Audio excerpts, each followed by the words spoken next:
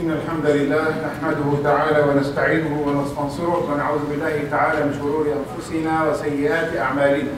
من يهده الله فهو المهتد ومن يضلل فلن تجد له وليا مرشدا. وأشهد أن لا إله إلا الله وحده لا شريك له، له الملك وله الحمد، يحيي ويميت وهو على كل شيء قدير. وأشهد أن محمدا عبده ورسوله صفيه وخليله، بعثه الله هاديا ومبشرا ونذيرا وداعيا إلى الله بإذنه وسراجا منيرا، بلغ الرسالة وأدى الأمانة ونصح الأمة ونحن على ذلك من الشاهدين. أما بعد، أيها الإخوة المؤمنون، أيتها الأخوات المؤمنات، قال تعالى: خذ من أموالهم صدقة تطهرهم وتزكيهم بها. أخواننا، الإنسان مخلوق معقد في تركيبه، معقد في تركيبه، والله عز وجل هو الصانع.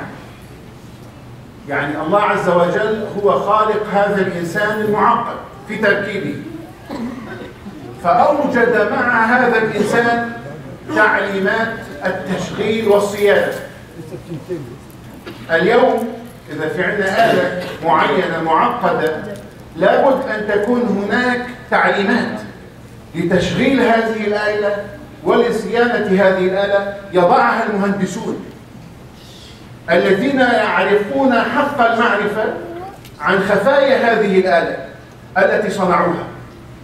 الإنسان صنع الله، والإنسان من خلق الله عز وجل، فالله عز وجل يعلم خفايا هذا الإنسان المصنوع المخلوق، فأعطاه هذه التعليمات وأعطاه هذه الأوراق لصيانته من الانحراف أو التعطيل حتى لا يتعطل.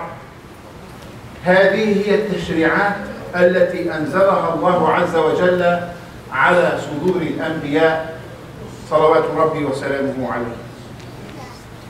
Dear brothers and sisters, man is a complicated creation that Allah subhanahu wa ta'ala made this man in very complicated way, and He created him in sophisticated way, and it's very difficult. And He's the one, because He's the one who made him, He's the one who made this person, this makhluk. He's the one who created them, create man, woman and man, and He found with them a manual. How this man can be really guided and how it can be worked. So Allah subhanahu wa ta'ala, through this manuals that Allah subhanahu wa ta'ala provided to this creation, this complicated, sophisticated creation, He provided, He did not leave him alone. He provided to him this manual. And this manual that the messengers of Allah subhanahu wa ta'ala brought to us through the message of Allah subhanahu wa ta'ala upon our prophets sallallahu alayhi wa sallam. والإنسان الموصول بالله عز وجل، الإنسان الموصول بالله عز وجل يأخذ من صفاته. الإنسان من صفات الله، يعني الإنسان الرحيم يشتق صفة الرحمة من الرحيم، والإنسان المنصف يشتق صفة الإنصاف من العادل سبحانه وتعالى. وعلى قدر ما تعلو أخلاقك، على قدر ما يكون اتصالك بالله عز وجل الصالح. وإذا بدأ هذا المخلوق يبعد عن الله عز وجل، تبدأ أجهزة التعطيل عنده ما بتشتغل. يصير يتعطل السمع، يتعطل النظر، يتعطل الأذنين، يتعطل هذا الإنسان. فعلى قدر اتصالك بالله تأخذ منه صفاته العليا. يعني الإنسان يتأدب بصفات الله، يتأدب بصفات الله. وعلى قدر ما يبعد الإنسان تتعطل هذه الحواس وتتعطل هذه الأخلاق، فيبتعد الإنسان عن صفات الله عز وجل. And because you were created in a very sophisticated way, and Allah subhanahu wa ta'ala provided you the manual that it's really make make you work properly, exactly as any sophisticated machines. Planes, computer, that you will see the engineers, when they made this computer or this plane, they put with it the manuals. It cannot be worked without a manual. And they are the ones who understand the details of these machines. And they provide to you a manual how to use it, and in an appropriate way. And Allah subhanahu wa ta'ala provided to us these books that Allah subhanahu wa ta'ala revealed to us to work through them, that we will be adjusted properly. Otherwise, our organs will stop functioning properly. That there are people who they have sight, but they don't see. There are people, they have ears, but they don't hear. There are people who have minds, but they don't think. Why? Because they do not practice the manual that Allah subhanahu wa ta'ala sent it to them. Allah subhanahu wa ta'ala sent us these directions to follow it. If you follow it, then your sight will be perfect. Then your ears will be perfect.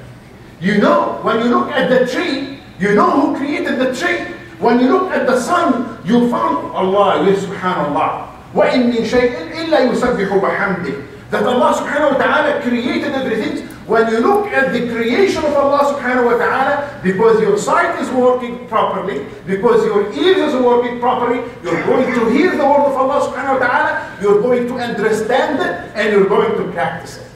Because your ear is functioning properly, your sight is functioning properly, your heart functioning properly, your mind functioning properly. Those organs functioning properly because you're following the manual and the guidance of Allah subhanahu wa ta'ala sent to you through the Bible, through the Torah, through the Quran, that Allah sent over years. But the only message was kept in the end is the message of the Quran. And this is the month of the Quran. So if you want yourself to be adjusted, if you want your organ to work properly, then look at the manual that Allah subhanahu wa ta'ala made it the last testimony. We have Old Testament, New Testament, and final testament. This is the final testament. Read the manual properly. And Allah subhanahu wa ta'ala will guide you to your best. And when you're close to Allah subhanahu wa ta'ala, you're going to take from His character. Because Allah subhanahu wa ta'ala is perfect, and He wants to elevate you to the perfection. Allah subhanahu wa ta'ala perfect. When He's telling you, be rahim, be merciful, because He's a merciful. Be just, because He's a just. Be fair, because He's fair. Allah subhanahu wa ta'ala, whenever you come closer to Him, you're gonna take from His names and from His wonderful characters. So, and people that, if they see that their hearts, they are not merciful, or they're tough, or they're not taking their guidance from Allah subhanahu wa ta'ala. They're taking their guidance from the shaitan. So, the way that you elevate yourself through the character, you look at the characters of Allah subhanahu wa ta'ala, and you look at His names, and you follow that, then you elevate yourself to be at least as Allah subhanahu wa ta'ala wants you to, because your characters and your manner, your attitude has to be related to Him. Why? Because you link to Him. If you link yourself to Allah subhanahu wa ta'ala, you're going to look at His name and at His characters, and you're gonna take this wonderful characters to practice it. And then you're using your manual properly. And one of the issues, brothers and sisters, generosity. Allah subhanahu wa ta'ala kareem, generosity. Allah, we're talking about, today we'll be talking about zakat. All this introduction is to come to the zakat. Because Allah subhanahu wa ta'ala is kareem. Allah generous. Allah subhanahu wa ta'ala, in fact, He's the one who gives you the money. And He's asking you to give the money back to the poor people. And now you will be tested now. Are you following the manual or not? The zakat was repeatedly mentioned with the salah for 27 times. And it was mentioned by itself 3 times. This is 30 times in the Quran, Allah subhanahu wa ta'ala talking about the zakat. And if we want to talk about infaq, general charity, it is a lot. In Surah Al-Baqarah, by itself, a lot of mentioning for the general charity. But when we talk about zakat as obligations, it was narrated 27 times with the salah. And 3 times by itself. This shows us that you cannot be following the manual of Allah subhanahu wa ta'ala, the Quran, if you only pray. Some people, they think, we have to do the ibadatul badal. Ibadatul badal. Ibadatul mal, no, can't. A brother told me, when we enter Islam, what we have to do? I said, you have to do 2 things. Pray and pay. Pray and pay. Pray because for yourself. Pay to elevate your ummah. Because you do not live in desert. You do not live by yourself. You link to Allah subhanahu wa ta'ala. And Allah subhanahu wa ta'ala tell you to link to your brothers and sisters in Islam. Because inna ummatukum umma wahida. Your nation is one nation and your Lord is one Lord. So you link to Allah subhanahu wa ta'ala in the oneness of Allah subhanahu wa ta'ala, and you link to the ummah because you feel about the suffering of the ummah. So therefore, you do not only pray. You pray, that's perfect. Because this is something that you need to build. And now when you pay zakat, you're building. And therefore Allah subhanahu wa ta'ala said to his prophet, خُذْ مِنْ أَمْوَالِهِمْ. Is it zakat تعطي or تأخذ? Why Allah subhanahu wa ta'ala telling his prophet, خُذْ مِنْ أَمْوَالِهِمْ? Because this right is belong to him and belong to the ummah. So you have to do it. And Prophet ﷺ said, أُمِرْتُ أَنْ أُقَاتِلَ النَّاسِ. I'm going to fight people till they bear witness that there is one God, Allah subhanahu wa ta'ala, and Muhammad is his prophet, and establish a prayer and do zakat. When Abu Bakr came to the Khilafah, he said the same thing.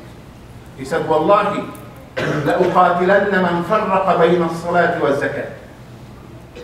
Because you cannot be a true believer if you distinguish between salah and zakat. You can't. So salah and zakat is the same, from the same source, from the same manual. That you cannot say, I'm going to pray, but I'm not going to pay zakat. You can't say that. If you say, I'm going to pray, then you have to pay your zakat. And it's become a must. خُذْ مِنْ أَمْوَالِهِمْ صَدَقَةً. And why? Why is called zakat? Look at this. It's called zakat from al-nama and al-tahara. Word zakat in Arabic language mean to increase. Zakat shay, ay nama, zakat. Called zakat because you're not taking away from your money. You're adding to your money. You're adding the blessings, you're adding the rewards, and you're adding the money itself. I was told by a brother that who was paying zakat, he said, Wallah ya Sheikh, one time I was paying my zakat. At the same time when I was paying zakat, that alhamdulillah I increased in my wealth, increased 10 times. I got very good deal on something that I was selling, and it's given me a lot of money. Because the moment that I paid my zakat, Allah subhanahu wa ta'ala opened the door of blessings for me. The gate of blessings for me. So today when we feel that the generosity in the ummah is not on that level, why there are people still suffering in Somalia, cannot find the food? While here, alhamdulillah, we have got food. Why? Because there is kids in Syria now, they cannot learn. Because I'm telling you, and I'm being frank to you, many of us, please, don't take my words as an insulting, but this is a fact. Many of us do not pay zakat. And this is a fact. If this ummah pays zakat, and you know what is a zakat? 2.5% from your money. I'm not talking about fruits I'm talking about money, and zakat is that. Gold, silver, and money. That people use a lot. 2.5%. You know how much we pay on when you buy any grocery today, anything in the store? You pay 13% taxes. For most of the things that you buy, you pay 13%. 13% taxes, and you pay it while you're smiling. No problem. because it is something related to your worldly issues. You pay for it. And on your salaries, ask people who are taking salary, that if your salary for $1,000 or $5,000, it will be $3,000 after taxes. So imagine how much you're paying on top of what you're paying on your shopping materials. Imagine how much you're paying on your salaries as well. It's almost 30%. And when you come to Allah subhanahu wa ta'ala, 2.5%, not on everything you buy and sell. Not on monthly basis. No. It is on yearly basis, 2.5%. Yet, you see some people still arguing with you. Shall I pay or shall I not? Shall I pay my zakat? And they're trying to hide here and trying to make some adjustment here or some adjustment there to escape from it. If you want to escape from taxes here, they follow you. And you cannot escape from the zakat. Allah subhanahu wa ta'ala called it zakat. It's not bariba, it's not taxes. It's not something that implemented on you and with no return. That it is implemented on you to increase your level, your connection with Allah. Because Allah is generous. Allah is generous. And Allah subhanahu wa ta'ala wants to practice this character, to be generous. To be generous, and you give. And when you give, do not look back. Do not look back, because you are the winner. مثل الذين ينفقون أموالهم في سبيل الله كمثل حبة أنبتت 7 سنابل في كل سنبلة 100 حبة والله يضاعف لمن يشاء. Once Umar ibn Khattab, he was in hurry. He wanted to compete with Abu Bakr, and he went to the Prophet ﷺ, and he put in his intention that he's going to donate half of what he's owned. Half of what he's owned. Can someone from us today donate for the sake of Islam half what you own? It's very difficult. So he went to the Prophet and he put in his mind, in this time I'm gonna compete with Abu Bakr and I'm gonna have it. So and he went to the Prophet ﷺ and he said, this is half what I have. And he saw Abu Bakr there. You know what's doing Abu Bakr? He's donating all his properties to Allah's sake. And he said, Wallah, ما حاولت أن أسابق أبا بكر بشيء إلا وسبقني إليه. I tried my best to compete with Abu Bakr and I couldn't. So, and Allah, Prophet ﷺ asking Abu Bakr, telling him, what you have left to your kids and to your family? He said, I left something that cannot be measured. What do you have left? I left Allah and Rasulullah. Allah is a Razzaq. Don't worry when you pay zakat. Don't worry that you think your money is gone. No. You'll give it to Allah subhanahu wa ta'ala, and Allah subhanahu wa ta'ala will give it to you back. Either He's or there. So you'll get it. So do not differentiate and distinguish between salah and zakat. So brothers, this beautiful month of Ramadan, some people wait, mashallah, and that's good sunnah, good practice, is to wait for the blessings days to give away your zakat. You can base your zakat before the actual time. It has to be 1 year over it, 1 Islamic year passed over it, and you have to have the nisab. And the nisab of the gold, 85 grams, or what's equal to it with money. 85 grams of gold. And because of the gold, the prices is really going up and down, so you have to check it and see how much money, they said, how much money you have in 1 year. Pass over it and you take from it 2.5%. You can pay it before the actual years comes, but you cannot delay it. It's the same as you pray Dhuhr. You cannot delay it on the time, but you can pray it between. So if you want to pray, if you want to pay it before the actual time and you choose to pay it in Ramadan, that's great, because you're choosing the wonderful time. And our ummah today is suffering a lot. They need everyone to practice this zakat, because this is the third pillars. This is the third pillars in Islam. This is the third pillars. If we really practice Muslim, then if we want to really take the manual as it is from Allah subhanahu wa ta'ala, then we have to understand this is something must And you cannot, I'm sorry to say, but you cannot be a true Muslim till you do not distinguish between prayer and zakat. And if you can pay zakat, and you're not paying zakat, look at the ulama what they say.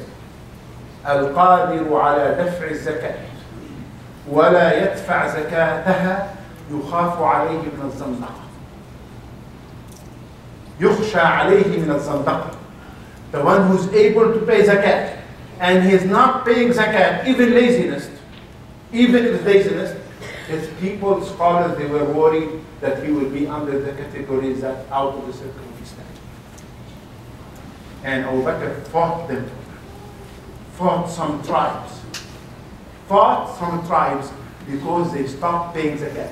If Abu Bakr come today and he saw our ummah and how lazy we are in paying zakat, I know people, they have good intention, but sometimes they forget, sometimes they delay, sometimes they become lazy. No, this is something that we take it serious.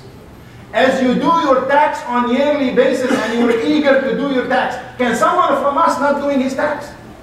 Would someone imagine himself not doing tax here in Canada? You have to do it. And you run to do it. Then as you do your tax for this worldly life, try to do your zakat. That elevates you. That's related to Allah subhanahu wa ta'ala. So this is a wonderful time. You're praying in Ramadan, mashallah. The cards was almost to the Bradley, mashallah. So you're praying in Ramadan. So this is wonderful practice. You start practicing, alhamdulillah, this have the intention to continue praying, not only in Ramadan, and not to be almost to Bradley, the cards, I couldn't come on time because, mashallah, I was locked. People coming to the first Friday in Ramadan in this huge number, and this is wonderful practice. So you're praying in Ramadan, you're coming praying Taraweeh, you're praying Isha, and you're praying as much as you can. So you practice prayer, and this is the second pillars of Islam. And you're practicing dua and zakat, and you're practicing even Hajj. You know, the one who sits in his musalla from Fajr till Zaduha, that Allah subhanahu wa ta'ala will write for him Hajj and Umrah tam. So in this month, you would be able to practice the 5 pillars of Islam. In this wonderful month, the month of Ramadan, you will be able to practice the 5 pillars of Islam. Let's do it. Don't take it lightly. This is recommended, and also recommended, it is must. From Allah subhanahu wa ta'ala, we have to do it 27 times, related and linked to the salah, and 3 times by itself. So you cannot distinguish between them, you cannot differentiate between them, they are one. If you want to pray, then you have to understand. You have also to care about your ummah, about the Muslims all over the places. So may Allah subhanahu wa ta'ala guide us to that, and may Allah subhanahu wa ta'ala help us to elevate us and to be among the righteous people. إِنَّهُ سَمِيعٌ مُجِيبٌ أَقُولُ قَوْلِي هَذَا.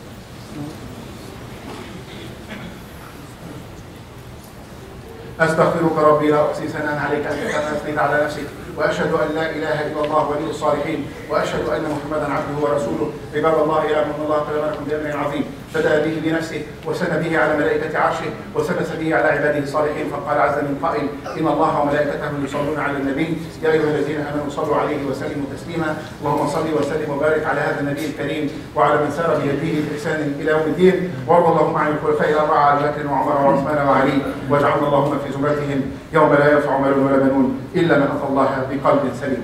Uthman bin Affan, brothers and sisters, once they were very tough situation in Al-Madinah, very tough situation. And businessmen, when they heard a lot of camels coming with a lot of business and a lot of foods on it, so those businessmen, they took this opportunity and they jumped to Uthman and they told Uthman, we will pay you the double price for all what you have bought from Syria, Bilad al-Sham. He said, someone paid me more. He said, it will be 3 times more. He said, someone paid me more. 4 times. Someone paid me more. 4 times. Someone paid 5 times. 5 times the price you bought it. He said, someone, who's going to pay you more than 5 times? He said, Allah subhanahu wa ta'ala, He paid me 10 times. And he said, this is in Allah's sake. So imagine how they used to really care. Umar ibn Khattab donated his garden and wonderful garden because it take him away from Salat al-Asr.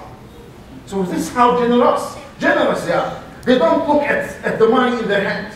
Their money in their hands is not in their hearts. The money in their hands, not in their heart. And please remember this, please. Remember it most of the time. وَالَّذِينَ يَكْنِزُونَ الذَّهَبَ وَالْفِضَّةَ وَلَا يُنْفِقُونَها فِي سَبِيلِ اللَّهِ فَبَشِّرْهُم بِعَذَابٍ أَلِيمٍ يوم يحمى عليها في نار جهنم فتكوى بها جباههم وجنوبهم وظهورهم هذا ما كنزتم لأنفسكم فذوقوا ما كنتم. Because you love money more than Allah subhanahu wa ta'ala, so Allah subhanahu wa ta'ala will punish you with the same things that you love. The same things that you love, Allah will punish you with. ذهب الفضة, you love ذهب الفضة and you love the money. The money and the lahab and the fidda will be turned in the day of judgment to a tool of punishment. Because those, you put them first. You put your money first and you put Allah subhanahu wa ta'ala second or third or fourth. Because they will be your punishment in the day of judgment. That they will burn you. You will be burned with them. So this is real punishment. And we don't want it. None of us want that. We don't want our money to be against us, and we don't want to put our money as a priority. Allah subhanahu wa ta'ala, our priority. His manual is our priority. So may Allah subhanahu wa ta'ala ask us to hold on the Quran firmly and to practice what is the Quran firmly. إنه سميع مجيب. اللهم برحمتك نحدث وعليك نتكل لا تكلنا بأنفسنا طرفة عين واخلق بناصيتنا إلى الخير. اللهم إنا نسألك من الخير كله عاجله وآجله ونعوذ بك من الشر كله عاجله وآجله. اللهم ألف بين قلوبنا أصلح ذات بيننا. اللهم تقبل منا صلاتنا وتقبل منا صيامنا وقيامنا وتقبل منا زكاتنا يا رب العالمين. اللهم حبب إلينا الإنفاق في سبيلك، حبب إلينا الزكاة، اللهم وحبب إلينا فعل الطاعات، حبب إلينا الإيمان وزيده في قلوبنا وكره إلينا الكفر والفسوق والعصيان واجعلنا اللهم من الراشدين وارفع عنا وعن بلاد المسلمين الفقر والضنك والعذاب إنك سميع مجيب. وآخر دعوانا الحمد لله رب العالمين.